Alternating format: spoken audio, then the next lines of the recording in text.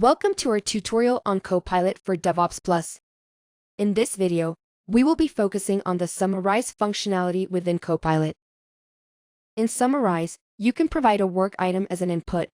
From there, you can produce a condensed summary of that work item. So here we can start off by clicking on the Summarize tile.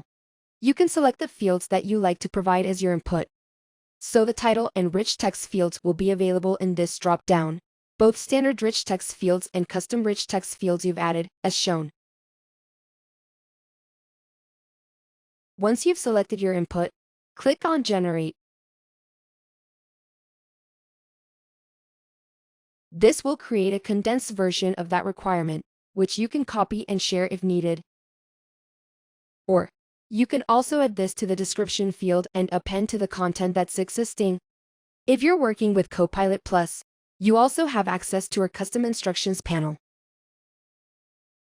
This gives you the ability to select your AI model, so either GPT 3.5 or GPT 4. The latter provides better results, but also consumes more tokens. You can choose to have more creative results or more precise results. You can also choose the length of your results and the language of the response.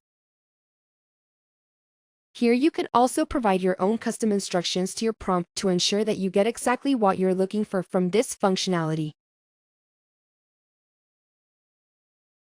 This concludes our tutorial video for the Summarize functionality of Copilot. Be sure to check out all of our other tutorial videos for Copilot for DevOps Plus.